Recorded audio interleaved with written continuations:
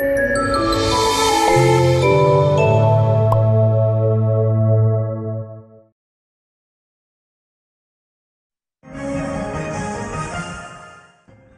umaga, nagbabalik ang PTV Newsbreak. Hindi pa maipasok sa ilang lugar sa Marawi City ang mga food packs na mula sa pamahalaan dahil sa nagpapatuloy na opensiba ng militar laban sa mga miyembro ng Maute Group.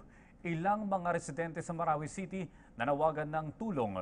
Live mula sa Marawi City, may-report ang aming kasamang si Eunice Samonte. Eunice, magandang umaga.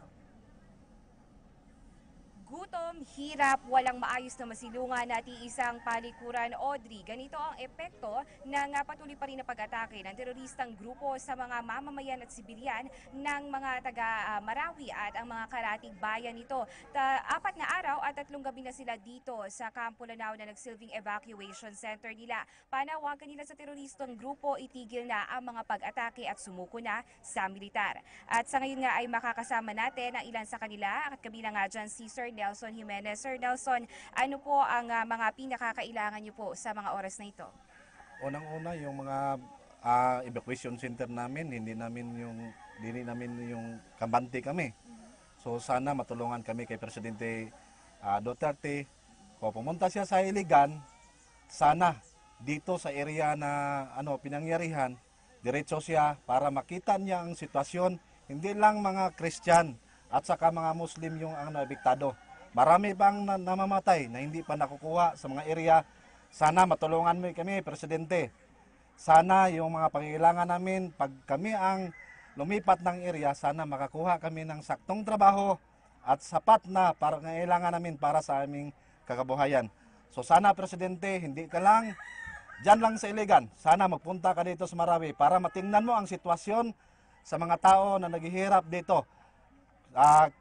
Yung diniklara mong martial law, sana ipatuloy mo dahil sila ang dahilan para maghirap kami. So, Presidente, sana magpunta ka dito.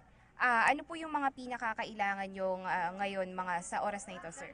So, pinakailangan namin yung gamot, bigas, tubig at saka yung palikuran. Yung palikuran namin hindi na maamoy dahil yung isa lang ang bawal namin. So sana, Presidente, o ano pang mga ahensya sa national level o anumang mga tumutulong sa amin, sana marating ngayong araw, ngayong oras kailangan namin. Dahil kami nagugutom, wala kaming pagkain kanina pa.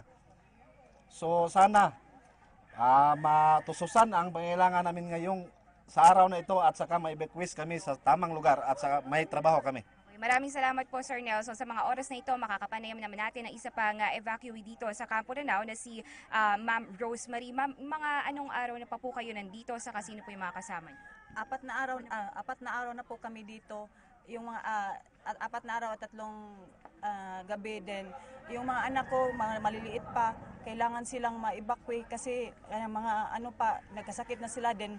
Basa pa sila ng ulan kasi pag hapon, malakas ang ulan dito. Then wala rin kaming pagkain, lahat. Walang tubig.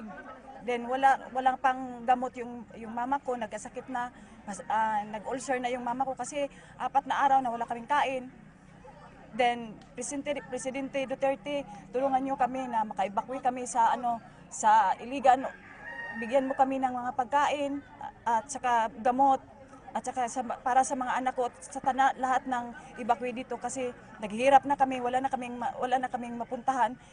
May pera man kami pero hindi kami makabili kasi wala namang open na tindahan dito.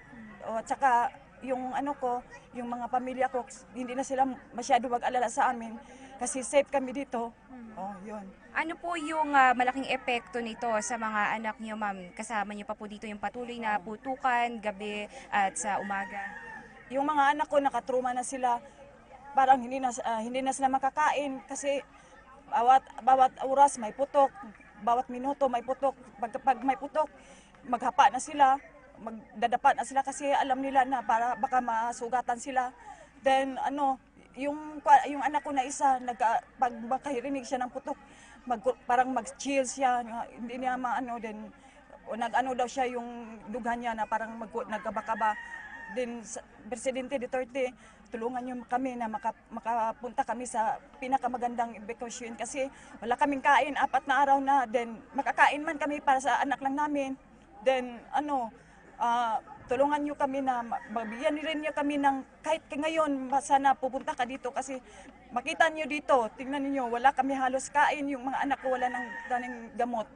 Yun ang po. Maraming salamat, Ma'am Rosemary. Ilan lamang po si Mang Nelson at si Aling Rosemary sa mga nangangailangan ng tulong dito sa nagsilbing evacuation center nila dito sa kampo dito sa may Lanao. Samantala, meron pa po ilan dito na may tama ng bala dahil sa mga biglaang pag-atake ng teroristang grupo. At tiniyak naman po ng lokal na pamahalaan na ang tulong ay parating na sa kanila at medyo natatagalan lamang dahil nga sa mga putukan sa pagitan ng magkabilang panig. At yan muna pinakahuling balita dito. Audrey, mula dito sa Marawi, balik tayo.